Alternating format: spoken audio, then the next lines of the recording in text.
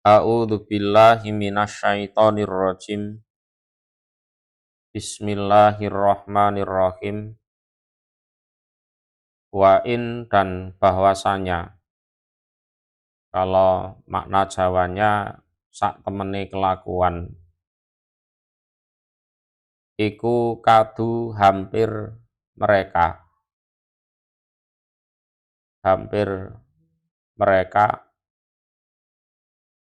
layaftinunaka, niscaya menfitnah, atau istilahnya apa, merusak mereka kepada kamu Muhammad, anilladzi, dari yang, atau jauh dari yang, auhaina, memberikan wahyu kami Allah, ilaika, pada kamu Muhammad. Tujuannya litaftaria, agar membuat kedustaan kamu Muhammad. Ini kalau bahasa Jawanya, supaya gawe-gawe sira Muhammad, alaina, atas kami Allah, ghairahu, pada selain alladzi auhaina. Jadi cobaan jadi nabi itu juga berat. Jadi nabi itu kan dapat wahyu dari Allah, dan wahyu itu supaya disampaikan apa adanya, tidak boleh ditambah, juga tidak boleh dikurangi. Nah, dalam hal ini nabi itu punya nama besar, punya pengaruh yang kuat. Terus orang-orang itu memanfaatkan nabi, ya, orang-orang itu memanfaatkan nabi untuk kepentingannya masing-masing. Jadi hampir saja mereka merusak kamu Muhammad jauh dari yang aku wahyukan kepadamu. Tujuannya agar kamu membuat kedustaan atas namaku Allah pada selain yang diwahyukan kepadamu. Ya. Jadi Nabi Muhammad itu berusaha dimanfaatkan oleh orang-orang yang punya kepentingan untuk melancarkan kepentingannya. Nah, gimana caranya Nabi itu menyampaikan yang bukan wahyu dari Allah, tapi terlihat itu adalah wahyu dari Allah. Bisa dipahami di sini? Jadi bagaimana caranya Nabi itu tidak menyampaikan wahyu apa adanya, ya kan? Biar ditambah-tambahi atau dikurang-kurangi, baik dengan cara memaksa atau mungkin dengan cara halus.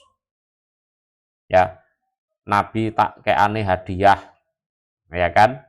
Tak kasih hadiah, tak kasih ini itu, nanti hukum-hukum yang asalnya haram, gimana caranya biar beliau bilang halal. Ngono kuwi. Nanti biar hukum-hukum yang asalnya halal Nabi bilang haram. Nanti hal-hal yang tidak boleh, gimana caranya Nabi biar ngomong boleh.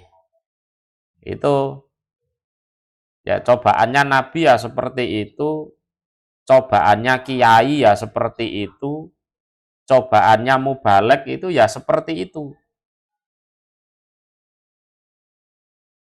Ya, salah satunya adalah akan dimanfaatkan oleh orang-orang yang punya kepentingan untuk memuluskan kepentingannya.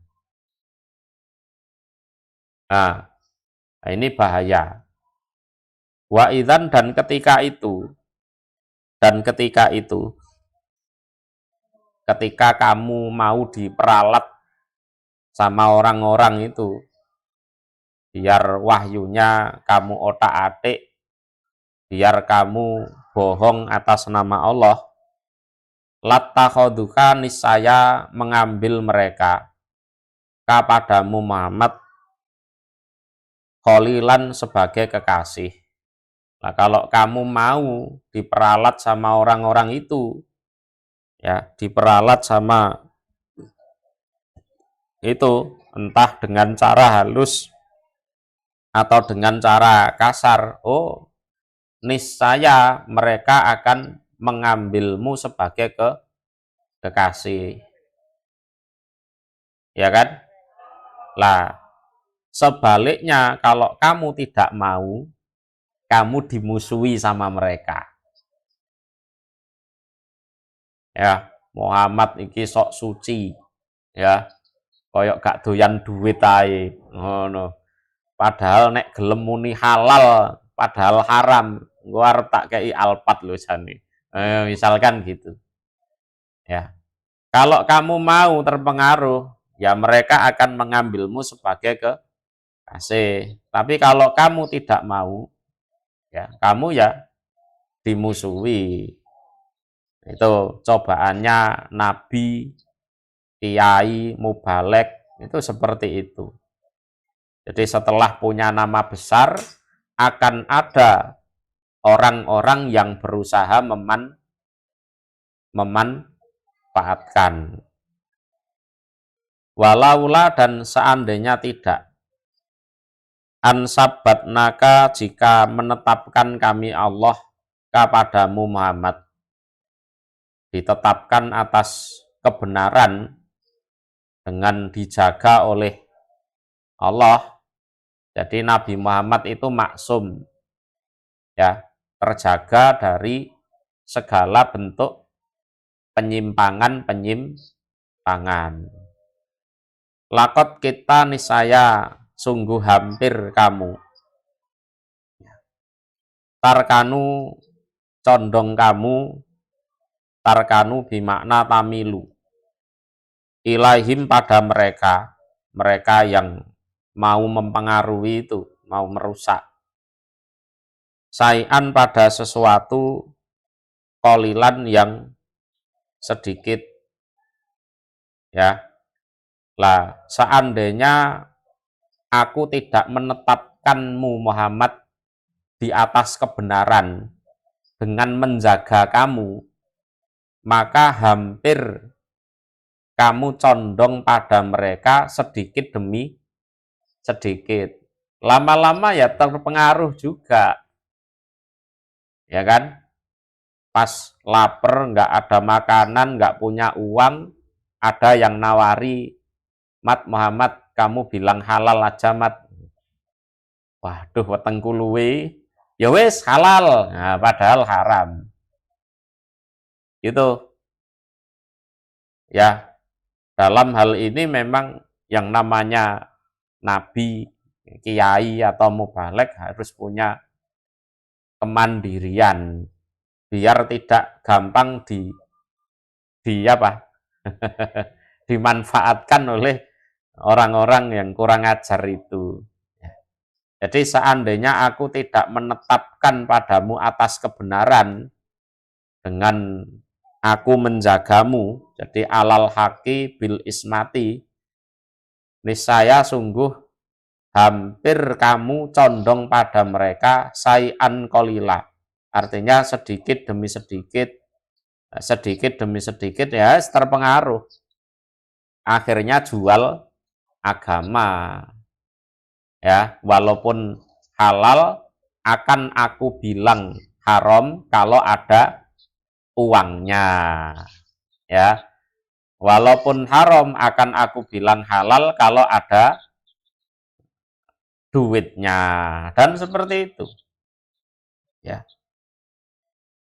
Idzan ketika itu, kalau sampai kamu condong terpengaruh, ya, la adzaknaka niscaya ngincepake, asal kata incip, ya, ngincepake, ya, istilahnya memberikan kami Allah kepadamu fal hayati pada lipatan siksa kehidupan. Ya. Jadi fal hayat maknanya lipatan siksa kehidupan. Wadi fal mamat dan lipatan siksa kematian, artinya di akhirat. Ya.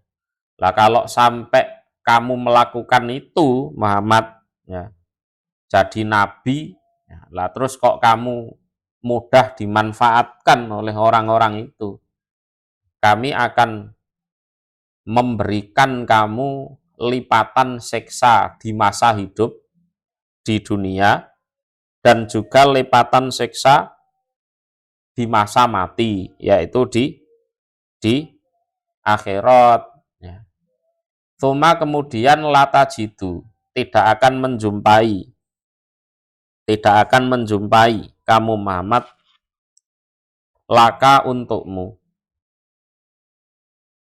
alaina atas kami Allah, engkau tidak menjumpai nasiron pada orang yang menolong, ya, pada orang yang menolong. Jadi wa akhraja Ibnu Jarir itu yang punya tafsir Tobari, an Ibni Abbas radhiyallahu anhuma fi qaulihi dzifal hayati wa dzifal mamat, yakni dzifa adzabid dunya wal akhirah. Itu ada di tafsir Durul Mansur. Jadi lipatan siksa dunia dan lipatan siksa akhirat. Ya kalau orang bodoh nggak ngerti barang yang halal dibilang haram atau sebaliknya, namanya orang bodoh. Lah kamu ngerti ya, gitu kan? Ngerti terus mau disogok. Nah, berarti ya wajar kalau siksanya 2 kali lipat. Jadi dzifal hayat itu makna aslinya lipatan hidup. Nah, tapi pengertiannya adalah lipatan siksa dunia. Ya. Wadi fal mamat itu maknanya lipatan mati. Ya, tapi maksudnya adalah lipatan siksa akhirat.